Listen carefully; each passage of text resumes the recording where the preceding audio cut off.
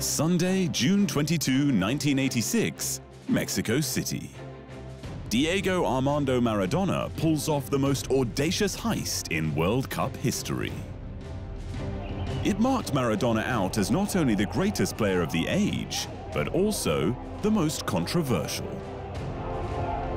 We thank God for our brother Maradona, that thanks to him, all the world knows Argentina. Maradona is Argentina. He's one of the greatest footballers, if not the greatest footballer that's ever lived. Es el más grande del mundo. He is simply the greatest in the world. He is God to me. Lo adoro, Maradona. But for England, it was an injustice they will never forget. People still remember it, and yeah, I've still not forgiven Diego Maradona. The Hand of God, football's most iconic flashpoint. The 1986 World Cup in Mexico was Maradona's crowning glory. Aged 25 and at the peak of his powers, he dominated football's biggest stage like no individual before or since. It was a triumph that began on the streets of Buenos Aires, when the young Maradona demonstrated his prodigious talent from an early age. He was soon the youngest player in the history of Argentina's Primera Division, and shortly afterwards, a leading light for powerhouse Boca Juniors. He could have featured in his country's World Cup winning squad of 1978, but instead led Argentina to the FIFA World Youth Championships the following year. His World Cup debut eventually arrived on the 13th of June 1982, the day before the Falklands conflict ended in Great Britain's favour. Both were bruising experiences for the proud Argentinian, who was treated mercilessly by opposition defenders in Spain and afforded little support from referees as the defending champions were bounced out with 3 losses from their 5 matches. Maradona decided then he would have to take matters into his own hands. In advance of the 1986 World Cup, Diego Maradona honed his skills in Europe, first at Barcelona, then with Napoli, learning how to cope with the weekly assaults on his squat physique. In Mexico, Argentina were close to a one-man team, but that man was superhuman. With Maradona wearing the captain's armband, the South Americans topped their group, then secured a narrow victory over Uruguay in the round of 16. Setting them on a collision course with England, who had laboured through the group phase but found form with a 3-0 rout of Paraguay in the round of 16. The stage was set for history to be written. As the quarter-final of the 1986 World Cup in Mexico approached, Diego Maradona was unstoppable. But his next landmark moment for Argentinian football would not be achieved in the soft blue stripes of the national team, but the royal blue of a makeshift jersey purchased from a Mexico City sports shop 3 days before the match. The kit swap was organized by manager Carlos Bilardo, who complained his team's official change strip, worn earlier in the tournament, made his players too hot. Instead, a member of the coaching staff supplied alternatives, to which unofficial silver numbers were hastily ironed onto the back and handmade approximations of the Argentinian badge stitched to the front. England were captained by veteran goalkeeper Peter Shilton.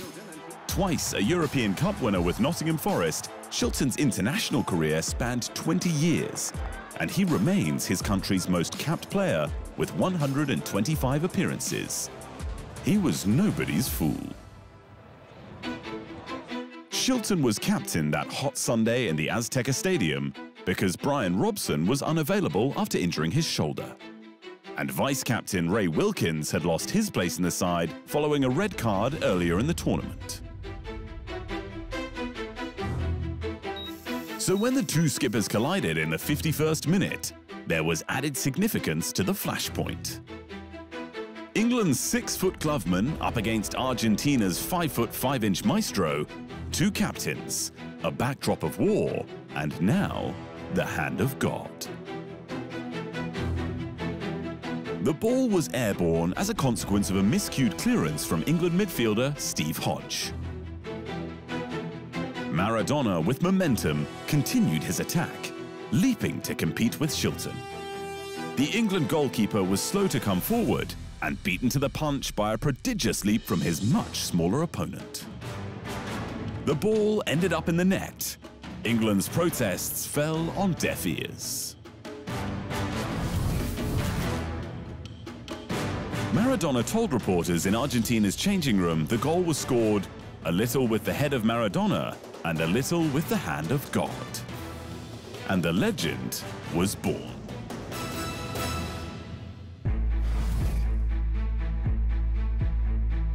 Tunisian referee Ali Ben Nasser did not see the handball.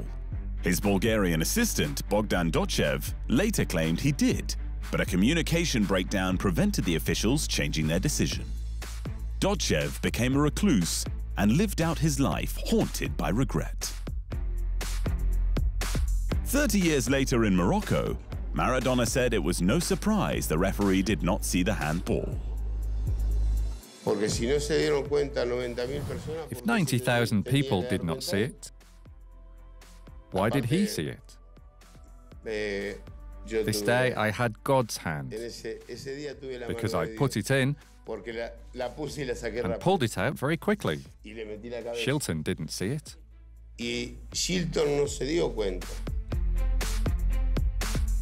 Maradona said the England goalkeeper only complained because a teammate told him it was a handball.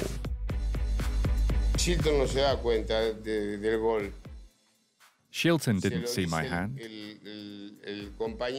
but his teammate did feel I touched the ball with my hand. The 90,000 fans didn't suspect, because it was God's hand. I still don't feel very good about it, although, and even worse, because the linesman, I think, who should have seen it, said he did see it.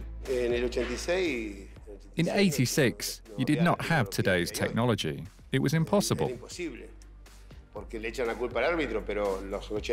blamed the referee, but the 85,000 in that stadium in Mexico did not see my hand.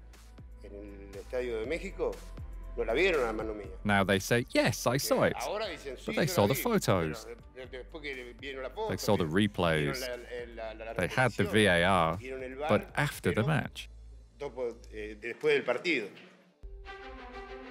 In England, the collective memory of that quarter-final remains fixed on the injustice of this moment. And that's probably understandable for the three other men at this flashpoint in history. Because neither Kenny Sansom, Gary Stevens, or Terry Fenwick could do anything about it. But for the rest of the world, the game's defining incident arrived 4 minutes later when Maradona made them all look foolish. Receiving the ball in his own half, Maradona spun balletically out of trouble, then skipped his way towards goal as if the ball was glued to his foot. He ghosted beyond the hapless Fenwick, put Shilton on the ground before dancing past him, and slamming the ball home before Gary Stevens could clear. I feel cheated about the first one, which he calls hand of God. I'd rather call it cheating, but the second one, it's just possibly the greatest player in the world at that time, playing that as his best, and there's not much you can do about it. It was a work of genius crowned the goal of the century by FIFA in 2002. Two of the most remarkable moments in World Cup history, just 4 minutes apart. Quintessential Maradona. Described at the time perfectly by L'Equipe as half angel, half devil. Gary Lineker scored a late consolation for England, but Maradona's brace won the contest 2-1 for Argentina. The win over England in the World Cup quarter-final was a victory for all the people of Argentina. Winning the World Cup was secondary for us. Beating England was our real aim, said former national captain Roberto Perfumo. And Maradona concurred. Although we had said before the game that football had nothing to do with the Malvinas War, this was revenge.